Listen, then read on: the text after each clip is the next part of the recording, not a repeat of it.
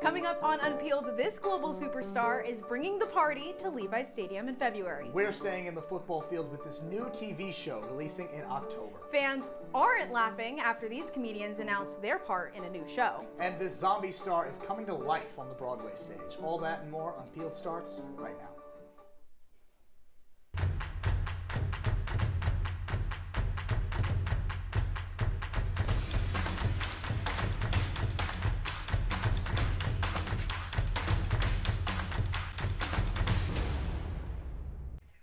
Welcome to a brand new episode of Unpeeled. I'm Isabella Galan. And I'm Rob Gabrik. We start our show with somber news. Jane Goodall, renowned primatologist and activist, has passed away at the age of 91. Goodall's field studies with chimpanzees not only documented emotions and personality traits that helped link humans to the animal kingdom, but also broke barriers for women in science. In 2002, Goodall received the Messenger of Peace Award from the United Nations. The UN took to X to express their condolences, saying that she, quote, worked tirelessly for our planet and all its inhabitants, leaving an extraordinary legacy for humanity and nature.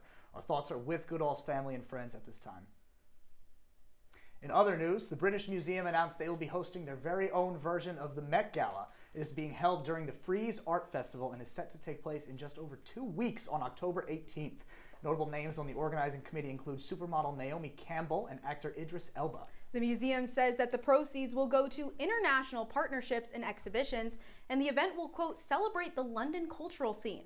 Invitations have already been sent out, but the guest list has yet to be announced. Rob, I'm very excited about this. I'm very interested to see who will be on this guest list, since when the Met Gala comes out, everyone's looking to see who's going to be there. But also, which designers are going to be dressing these people? It's going to be very interesting, especially because the focus is all about culture and blending cultures. It's being co-chaired by Isha Amdani, who is a very, very popular in India as a retailer, very big in the business scene. So it's going to be interesting to see how she's able to blend her culture in it as well. I think the blending of the cultures is the most important part of this event that they're looking to put on. I'm super excited to see, like we said, about the guest lists, but also to see the kind of profits that they're going to be bringing in. Yeah, for sure. The Met Gala is $75,000 per ticket, so that's a pretty penny or two. Very expensive. And $350,000 for a table. So I don't know if you and I would be making an appearance at the Met Gala. I don't think so. But if we're on this guest list, we might just have to make an appearance. Well, maybe, but it's going to be very interesting to see who's going to be in attendance a little later this year. And global superstar Bad Bunny announced he will be headlining the halftime show at Super Bowl 60. The show will take place in February 8th at Levi's Stadium. The news came after Bad Bunny previously declared that he will not be touring the U.S. for safety reasons and instead had chosen to perform internationally. Apple Music confirmed Bad Bunny as the headliner during Sunday Night Football. With his 6th album releasing in January, Bad Bunny says, quote, this is for my people, my culture, and our history. Look at the smile coming on Isabella's face here. You can just see this is so exciting, and I want to know, what are you most looking forward to here? I am so excited. Like we said, he only chose to perform internationally for the safety of his fans. So this is really big that he's performing here for the Super Bowl. And I saw a little bit of backlash online, people being, who is this? I don't know his music. I don't think this is a good idea. Insane to me. He is the most streamed male artist in the world, second most streamed artist, right behind Taylor Swift. Yeah. He is massive, and he's going to bring in so many international fans to tune in for the Super Bowl. It's going to be really, really good. The NFL itself has been expanding globally, I mean, at every step of the way. I mean, with its first game of the season happening in Brazil, games in Ireland, games in Germany. I mean, the NFL is not just a North American sport anymore. No. It's global. Bad Bunny is the pinnacle of that, and I'm super excited to see what they're going to get out of it. I mean, like you said, just bringing in, you know, the Hispanic cultures and everything into the NFL can only be great. I'm super excited about it. I think it's great news. Well, speaking of some more great news, for some people, October is the start of the holiday season. And to get us feeling merry, iHeartRadio has dropped their Jingle Ball tour lineup. This year, Jingle Ball will stop in major cities across the country, including Los Angeles, Miami, and New York. And traveling with them will be Conan Gray, Ed Sheeran, Alex Warren, and more. An exclusive ABC special will be aired in December and available to stream on Hulu the next day. Major League Baseball has signed a 3-year deal with Netflix to feature major games in 2026, including opening day and the Home Run Derby. This past February, ESPN opted out of paying their yearly $550 million deal for Sunday Night Baseball.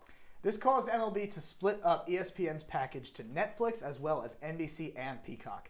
The league is not the first to use Netflix to air their games, though. We have seen a rise in major organizations such as the NFL and WWE use the platform to stream content. This new partnership will pay the league roughly $225 million annually. Now, you, audience, are currently looking at the two biggest baseball fans here at Unpeeled. For sure. Isabella and I are so excited about this partnership here. I will say, little concerned. Netflix, like we mentioned, with the NFL, with WWE, they also dipped their toes into some boxing. There were some technical issues during those broadcasts, and I mean, if you're watching Christmas Day on the NFL, everyone's watching that, everyone's going to see it, everyone's going to notice, everyone's going to talk about it. So I'm hoping, please don't you mess with my opening day Yankees, everyone. That would drive me up the wall. So I'm excited, but cautiously optimistic, I would say. Yeah, for sure. Right now, I'm kind of dipping my toe into the baseball world a little bit. I'm taking an American baseball and culture class, and it has been really, really interesting to see how tied together baseball and American culture truly is. And this is the perfect example of that. Streaming is everything right now. So it only makes sense for MLB to go in this direction a little bit late compared to some of the other sports that have already been doing it for a while. But it's really, really a smart move on their part, and I hope it goes as smoothly as we're all hoping. And most importantly, Bella and I are in agreement.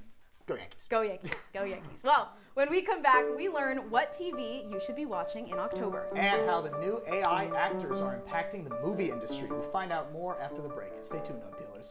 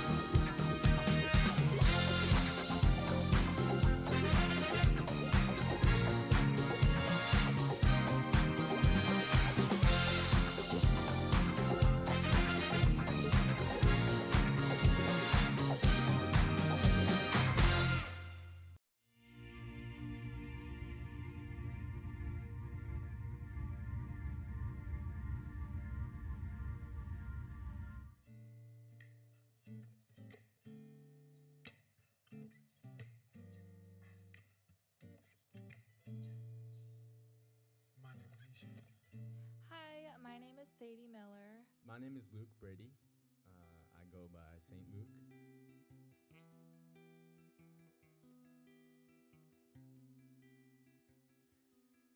So this one I started with this guitar lick.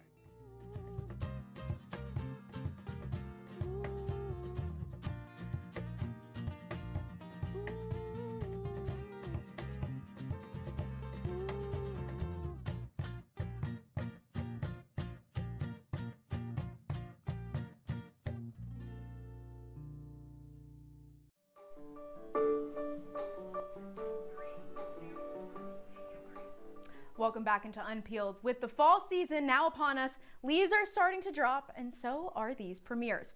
Our reporter Sophia DeStasso has a watch list of all the shows that you should look out for this October. Sophia? That's right, Isabella. There are so many new shows and returning favorites set to release this month. The highly anticipated season of Love is Blind came out today on Netflix.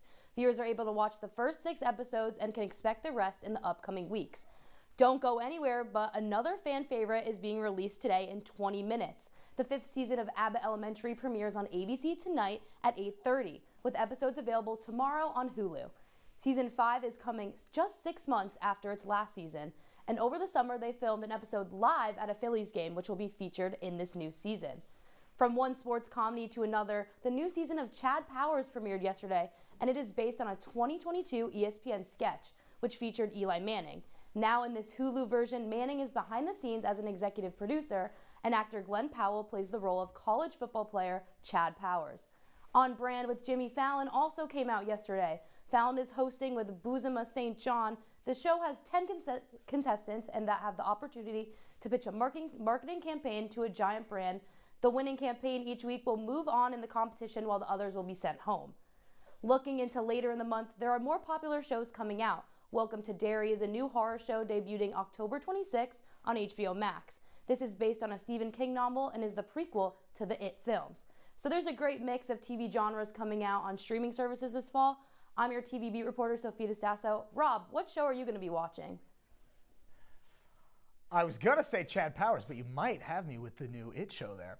Hollywood has unveiled its first AI actress, Tilly Norwood, promoted as a breakthrough in digital talent. She's already sparking industry backlash. Our business reporter, Cami Bremer, looks at the money, risks, and the pushback. Cami, great to have you here. Please let us know, from a business perspective, why would studios even try something like this right now? Well, when we look at Tilly Norwood, we see for a studio a potential cost saver. Unlike a human actor, she doesn't have a salary, she doesn't have any travel logistics needed, and she doesn't have a contract that needs to be negotiated. And her creators are pitching her as a versatile digital performer who can do commercials, TV and film, advertising, etc. for a fraction of the price. Now, there has been some reported interest in agencies that have wanted to sign her, but there does come with some reputational risks, so it will all be like looking at and really understanding where is this coming from, why do people want her, but we are keeping a watch. So the reaction to Tilly has been polarizing, to say the least. I mean, what does that mean for her future, do you think? Well, the backlash for her brand value has already been going out. I mean, we have a ton of audience pushback already, especially because it's taking the replacement of human actors.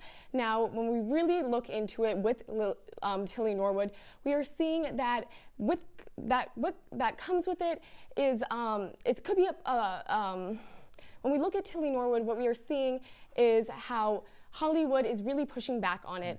I mean, we have directors that may not be happy about it because they want more real emotion, and if audiences don't accept it, then that means a limit in demand from studios, and that hence revenue. So we have a lot of backlash with that. So bottom line, is this just a publicity stunt, or could it really rewire how Hollywood is going to operate? Short term, when we look at it, we are seeing that this could potentially be a headline-grabbing social experiment, not actually an attempt to replace human performers.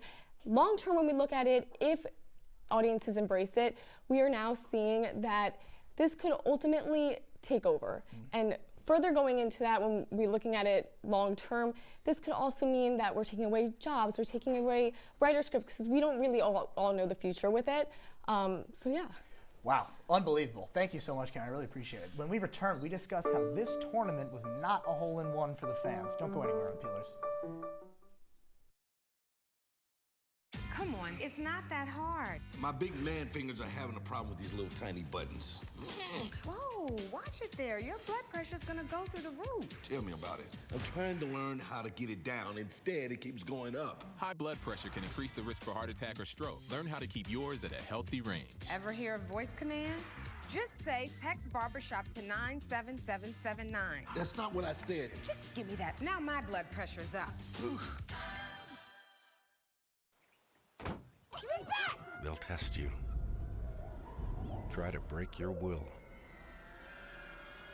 But however loud the loudness gets, however many cheese puffs may fly, you're the driver, the one in control. Stand firm. Just wait. And move only when you hear the click that says they're buckled in for the drive. Never give up till they buckle up. Your daughter just had her first breakup. Do you A, put yourself in her shoes? B, console her? Don't worry, sweetie. This is gonna happen a lot. Or C, find her a new boyfriend? Nice, single boys. That was weird. As a parent, there are no perfect answers. But you don't have to be perfect to be a perfect parent. Thousands of teens in foster care will love you just the same.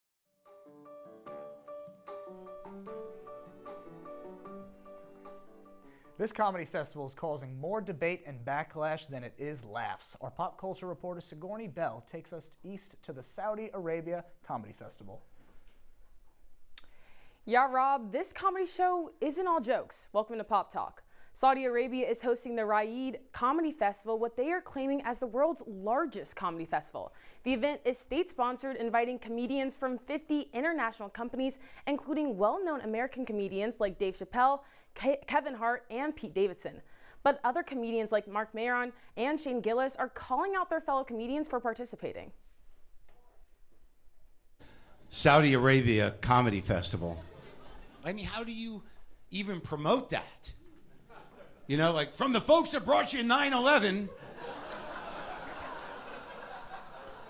2 weeks of laughter in the desert. Don't miss it. Saudi Arabia, an ally of the United States, has been in a continuing lawsuit in which 9/11 victims, families, survivors, and insurance companies claim that Saudi government agents provided what they call as, quote, essential support network for the, quote, the 9/11 hijackers. Shane Gillis said he was offered a spot to participate, but denied it.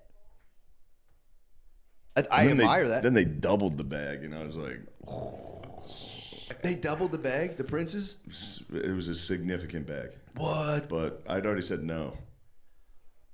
Along with Gillis, other comedians have said that they too refuse to participate over freedom of speech concerns. Comedian Tim Dillon claims that he was invited to the festival, then fired for speaking on the country's politics. Saudi Arabia festival organizers and the General Entertainment Authority chairman have been asked to comment on the situation, but have not yet responded, according to Vanity Fair. However, Saudi has denied it was complicit in the 9/11 attacks. Likewise, the aforementioned participating American comedians have not yet commented on their involvement. The festival serves as the nation's visions for the 2030 efforts, in which Saudi says is a plan to make Saudi Arabia a premier global tourism destination in the next 5 years.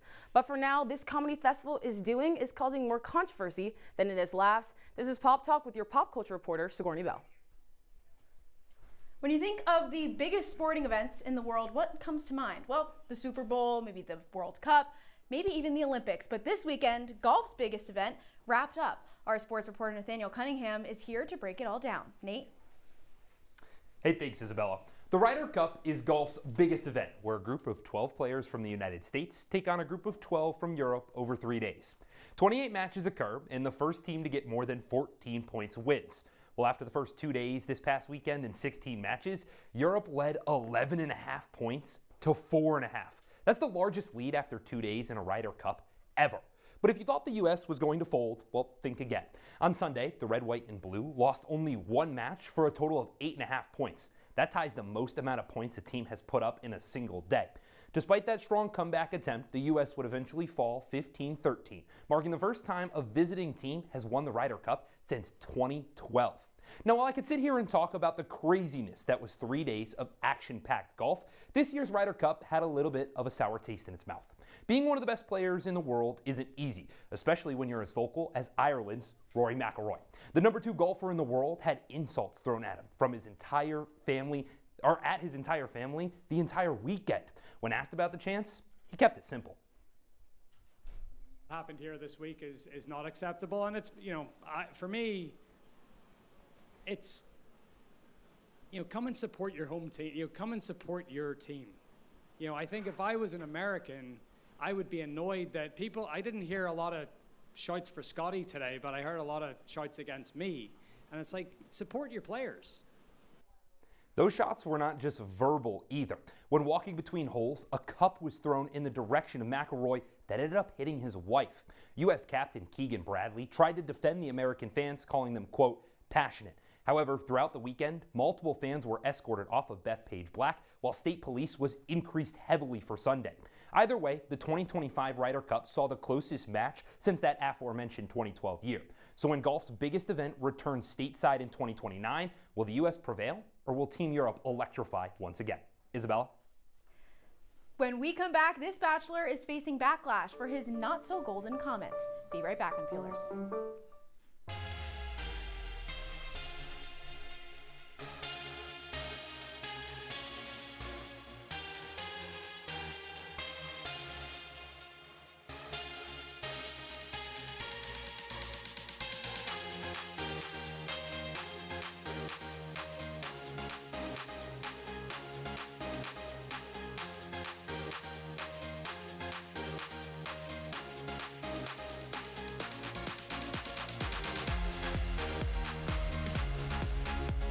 Welcome to Live from Studio B.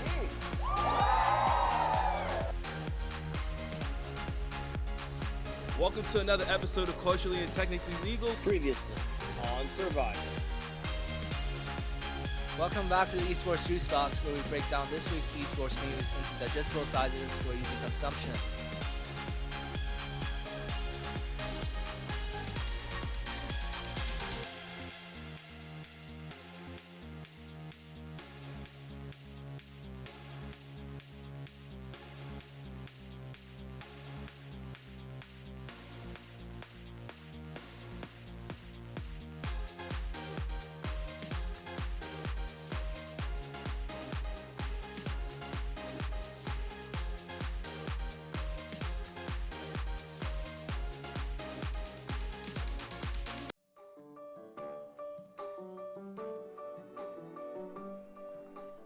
Broadway has entered a new era where we are seeing a surge of celebrities from our favorite films, TV shows, and music take the stage. Is this change benefiting the Broadway community, or is it a detriment? Our Broadway reporter Kate Galanti is here to tell us more. Thank you, Rob. Some of our favorite celebrities are making the transition from screen to stage in the beloved Broadway classic and award-winning musical Moulin Rouge. Let's dive right in. Zombie star Meg Donnelly is making her Broadway debut in Moulin Rouge starting on November 11th at the Al Hirschfeld Theater. She's starting her Broadway journey off strong as she takes on the leading role of Satine, who is portrayed as the seller of love yearning for a serious acting career. While she's primarily known for her performance in the Zombie series on Disney, Donnelly also had a starring role in ABC's American Housewife and recently released an EP titled Dying Art. Donnelly explains in an interview with Playbill that she grew up doing musical theater before pursuing on-camera acting, and that she is so excited to come home and be surrounded by theater kids again. And that's not all. Bob the Drag Queen will take over for Wayne Brady as the role of Harold Zilder, starting on January 27th of next year for an 8-week limited engagement. Non-binary actor and media presence Caldwell Titteque, aka Bob the Drag Queen, won the title of America's Next Drag Superstar in Season 8 of RuPaul's Drag Race, and has since moved on to co-host HBO's We're Here. But Bob says that he moved to New York City at 17 years ago to pursue Broadway. He expresses his gratitude for the opportunity in recent interviews, stating that some roads just take a while. He remains an icon for the LGBTQ community, both on screen and off stage. The announcements of both Meg Donnelly and Bob the Drag Queen taking the stage have had an overwhelmingly positive impact on the Broadway box office. Since they're both limited engagements, fans of all different ages and demographics have been eager to see their celebrity icons on the big stage, and ticket sales have seen an increase. And in a show as popular as Moulin Rouge, this is not uncommon. Back when pop star Jojo Levesque and actor Aaron Tveit revived their roles in the classic, a report noted that there was over a $300,000 increase in ticket sales in their first week alone. So, needless to say, celebrities are returning to their theater roots, and the Broadway box office is benefiting from it greatly. We'll see which Hollywood star takes the stage next. Back to you, Isabella. Thank you, Kate. Now, the highly anticipated second season of ABC's The Golden Bachelor premiered last Wednesday and left many fans feeling unimpressed with this year's leading man. Here to break down the messy details is our reality TV reporter, Lane Yeager. Lane, I'm so excited to talk about this with you, especially from one reality TV beat reporter to another. Yes. Why was there so much controversy about this season? So this year's Golden Bachelor is 66-year-old former Rams linebacker Mel Owens, and fans were originally upset with his casting because he was not one of the 24 men featured on the first season of The Golden Bachelorette, which premiered this time last year. However, they were even more upset with his casting after comments he made on the University of Michigan Athletics podcast In the Trenches this past June. Now, on the podcast, while recalling a conversation that he had with Golden Bachelor producers, he stated, quote, "I told them to stay away from the artificial hips and wigs," end quote, and that he would cut any woman that was 60 years or older. Now, he rightfully received backlash for these comments, and many fans stated that they would not be watching the show if he was the Bachelor this year. Yeah, I mean, totally understandable. But did he mention any of these comments at all during the first episode? He actually did address these comments within the first minute of the premiere, stating that he was nervous the women will have misconceptions about him. And many of the women actually did confront him during their first impressions, and 71-year-old cosmetic dentist Terry even playfully hit him with the puppet she brought after stating, quote, "I bet you weren't expecting all of these women over 60 to look so hot," which is just so iconic. Period. And at the end of the night, he actually ended up giving the first impression rose to 64-year-old Jerry Flowers and the first one-on-one date to 66-year-old Cheryl Steele. Wow, good for these women for calling him out, but I gotta know, how are fans reacting to this first premiere? Well, fans were pretty unimpressed by the premiere, and many found Owens to be incredibly unlikable and having really no personality. So that was not great. And they also noticed that the two women with visibly gray hair this season, there were only two of them, they were both voted out during this, or sent home within this first episode, which is obviously not a great look considering his past comments that he's made. But there is a new episode premiering right now, so we'll just have to tune in and see how this season unfolds. Awesome. Thank you so much, Lane. When we return, it's time to introduce this year's next generation of leaders. Stay tuned, Unpeelers. Welcome to my house. Everybody's pretty tired of each other. The walls were closing in. Clearly a case of too much family, too close, 24/7. If this sounds like your house, try going someplace new. YourLifeYourVoice.org. You'll find lots of ideas to help you handle the family stresses of being confined to close quarters. YourLifeYourVoice.org. It could help you find a little more breathing room.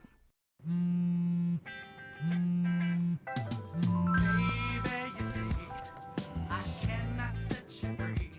My lonely days are gone. That's why I'm never gonna let you go. Never gonna let you go. Babe, I'm never gonna let you go. No, no, never gonna let you go. Here you go. Thank you. Thank you. The black truck? Hey, Christina from accounting. Yeah, hi. Hey, I used to date a girl named Christina. Oh, really? Yeah, and then she dumped me for my best friend. You want to see some photos of them that I took? I don't. I thought we talked about this, buddy. Buzz and overshared again? Yeah. Yeah. I'm gonna call a car. That's a smart idea. So yeah, I know, that's why I did it. Hey, you're gonna get back to the top of the mountain. Does that mean I'm gonna get back with Christina? No. Oh. No.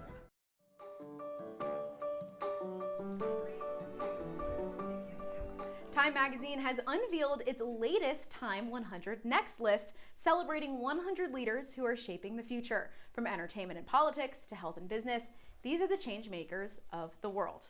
This year's Time magazine global cover features singer Tate McRae, actor Jonathan Bailey, and Spring Health CEO April Koh. Each of the 100 members has a feature story on the website written by friends, colleagues from their industries. So like we said, the three covers, here they are. They look so great. I mean, obviously, huge Tate McRae fan right here. I was her for Halloween last year. So very excited to see her on the Time 100 Next list.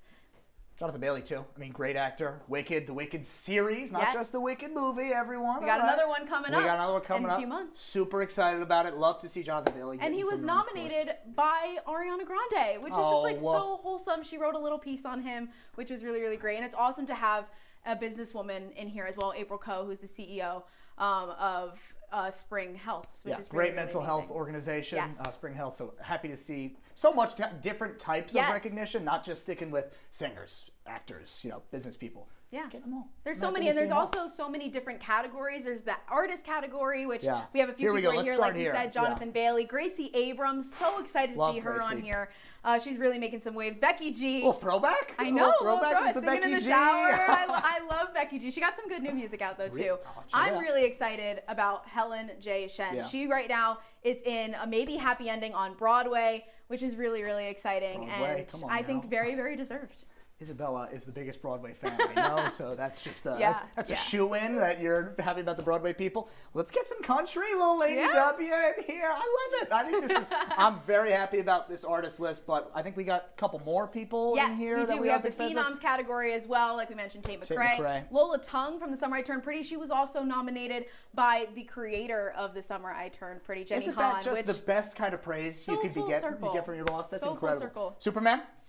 There you go. The Superman. And then I'm so happy to see Paige Beckers, that WNBA. More, please, more. Cricket, sure.